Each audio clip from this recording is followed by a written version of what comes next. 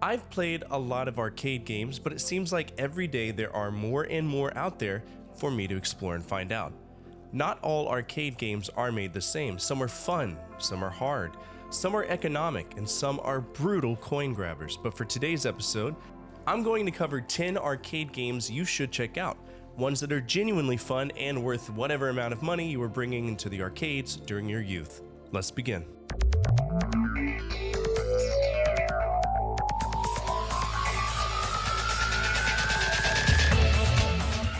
Let's start out the list today with a game from a company that blew my mind, Cave. There was a time where I focused pretty exclusively on shooters, but back then, I didn't keep track of arcade games that I beat, so you're gonna see quite a few of them here. It's just how it was for me. Esperade, or Esperade, is a phenomenal game, even though I don't know how it's pronounced. We control a flying Esper, and we're going up against a rival Esper who wants to control Tokyo. We have this ability to earn power points and generate a shield, which we can also release to do catastrophic damage. And the one thing that stuck out to me is how small our hitbox is. When you're playing proper bullet hell games, it's beyond fun to bob and weave through what feels like thousands of projectiles, and if a developer does it right, you're gonna have a good time. And with Esperade, I did.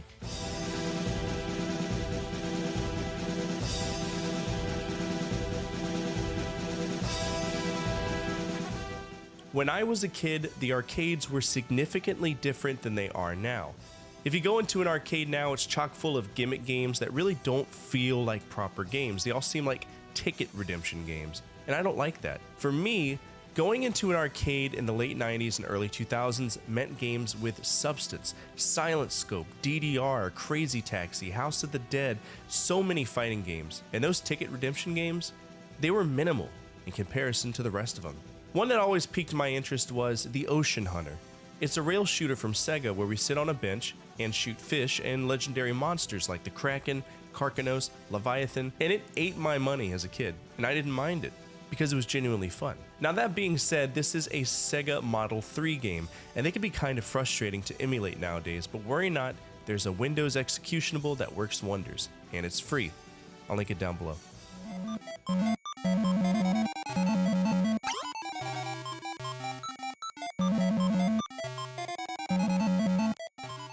Burger Time is a legacy franchise from a legacy company, Data East. This was their 12th arcade game and to me was one of the first games that they released that really gained any true traction. This came out in 1982, so it was going up against Pole Position, Zaxxon, Donkey Kong Jr., and like Dig Dug, right? Some of you might even remember Bump and Jump, maybe even Robotron 2048! Or Tron. Remember Tron? Games truly used to be fun in the arcades. They truly did. Burger Time is a novelty game. We play as a chef, walking around and kicking down buns that fall down levels with the intention of making burgers. If anything hits the bun or the ingredients as it falls, they get killed.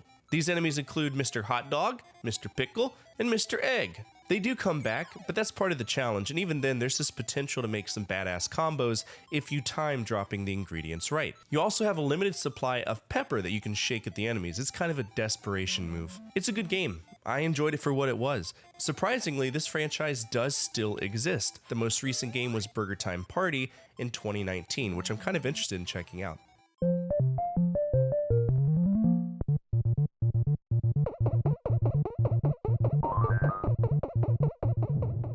Way back when, I went through a few Nintendo arcade games, and for the most part, they were not remarkable. In fact, many of them were forgettable. But Donkey Kong, that was the big break for Nintendo, at least in the arcade spectrum. I didn't really mess with Donkey Kong as a kid, at least not until my dad brought home Donkey Kong 94 in the late 90s from a bargain bin that he found at Sears. That was my first experience with it, and I fell in love with it. Going back as an adult, this game is lovely, and from the foundation of what Donkey Kong was, so much more was born. Donkey Kong is simple, it's just a classic damsel in distress plot point. We play as Jumpman, we go save the lady from the clutches of a horny gorilla. Obviously, as time went on, Jumpman would become Mario, the lady would be Pauline, and a horny gorilla, one of the most memorable characters in video game history. It fired off franchises, sub-franchises, and spin-offs. We owe a lot to Mario. Not a lot of people realize it.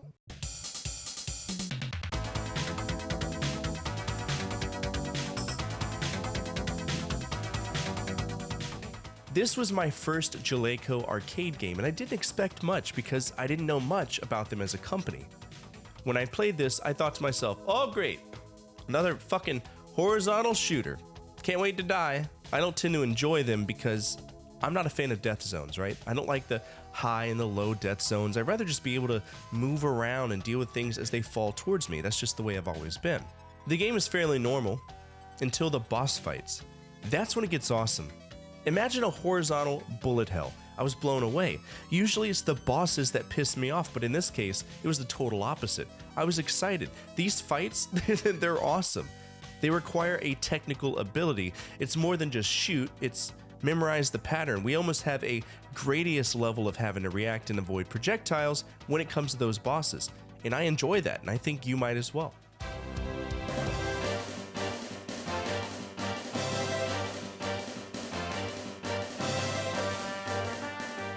You know, I give a lot of love to Cave, but we can't forget their first arcade title, Donpachi, released in 1995 and published by Atlas. Donpachi to me was the start of a legacy company that is recognized as being one of the best producers of enjoyable, that's the key word there, enjoyable bullet hell or bullet mania games. In fact, if you want to dip your toes into extreme shooters like bullet hells, Cave is the company to go with. They made a name for themselves in that department, and it's a good reputation to hold. Donpachi, while being difficult and all over the place, is manageable and has this cool little combo system. In fact, Cave created a whole scoring system known as the GPS or Get Point System, and it's based around shooting tons of enemies. And trust me, there's not going to be any shortage of enemies. The enemies are quite plentiful. For me, Donpachi opened a door to a wonderful line of games, and I cannot stress enough, please do consider checking out Cave shooters. They are all great, and they cover many different genres, many different backstories, if you will.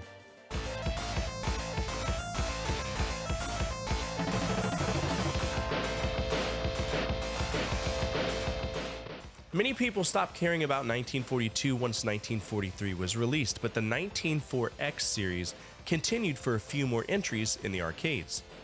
1941 is the third game in the franchise, and I don't recall if there's a plot, and at this point in 194X, it really doesn't matter at all about the experience, it's just what we're playing, right? Historically, Capcom has always cared to mess around with a few things, but many of the tropes in the series that existed to date, they remained, such as mobility options. In 1942, we could do loops, right? In 1943, we could fire lightning while doing loops, and in 1941, we have the Mega Crash, which is essentially the same thing as lightning, except the screen flashes. But the thing is, to do these loops, you need to sacrifice your vitality. Again, this shows the evolution of the franchise. In 1942, we had one-hit deaths. In 1943, we had fuel that acted as our life force. And in 1941, we have 3 vitality bars that we can elect to sacrifice if we want to do a Mega Crash. It's fun, the graphics pop, and it's just a solid game.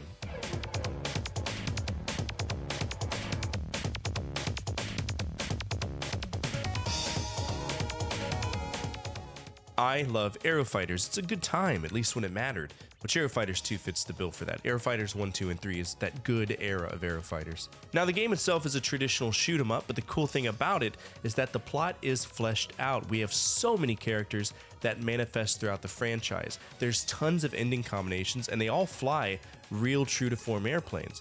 I'm impartial to Spanky the Dolphin, because where else are you going to fly a jet plane as a dolphin, huh? Huh? Echo? I think not. Aero Fighters was obviously an arcade franchise, but starting with Aero Fighters 2, it became a staple for the Neo Geo line, so it was on the AES.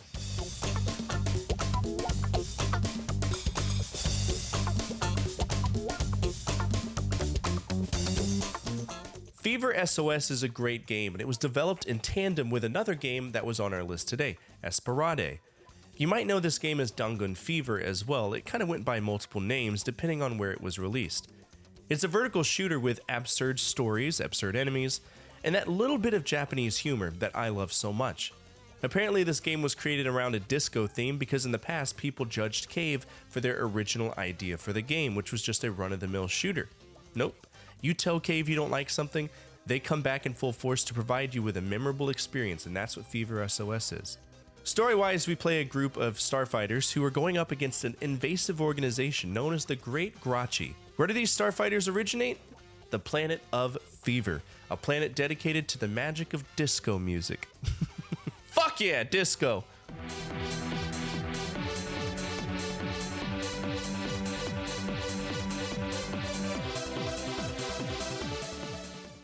Galuda is a spin-off from Esperade, and everything that I enjoyed from Esperade was amplified.